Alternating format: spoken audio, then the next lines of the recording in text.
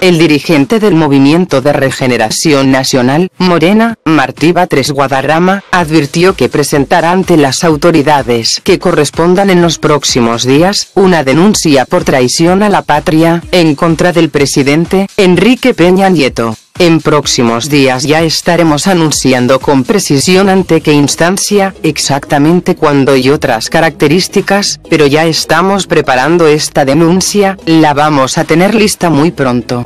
Nosotros vamos a dejar de cumplir con nuestras responsabilidades y quedará claro que nosotros presentamos esta denuncia por traición a la patria.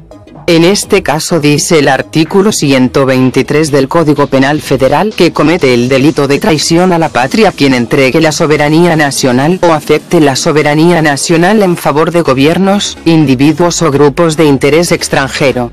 El instalar el denominado muro de la ignominia, el cual contiene las fotografías del presidente, Enrique Peña Nieto y de los legisladores que aprobaron la reforma energética, tanto del PAN y del PRI, en las inmediaciones del Metro La Villa, Batres Guadarrama, calificó de incongruente al llamado del Sol Azteca, para formar una alianza en defensa de los hidrocarburos. Yo considero que el planteamiento que ahora hace la dirigencia del PRD es incongruente y es tardío, porque ellos prefirieron otras alianzas en su momento, cuando la prioridad era impedir que se consumara la reforma energética.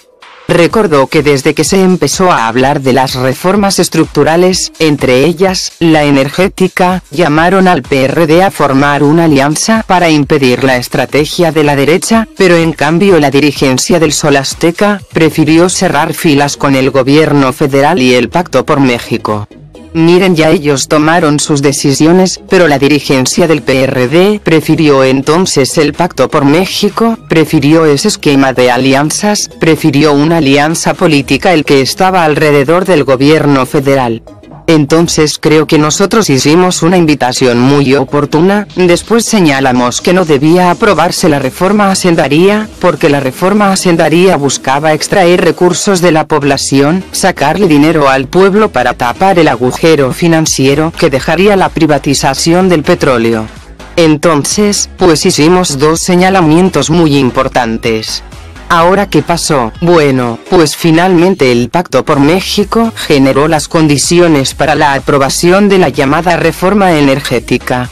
De acuerdo a Martí Batres, la violencia que se vive en muchos estados del país, producto de las reformas estructurales. La violencia en Michoacán es fruto de las reformas estructurales, nos dijeron que con el Tratado de Libre Comercio íbamos al primer mundo, pero la violencia de Michoacán, de Tamaulipas, de Nuevo León, la violencia que existe en Morelos, que existe en Sinaloa, que existe en muchos estados de la República es fruto de todas estas reformas, de las privatizaciones. ¿Por qué? Porque lo que se hizo fue empobrecer al pueblo, lo que se hizo fue afectar la economía, lo que se hizo fue destruir la economía, destruir los empleos, destruir a las pequeñas empresas, a las medianas empresas nacionales. Ese es el resultado de tantas reformas estructurales. ¿Dónde están los frutos del libre comercio?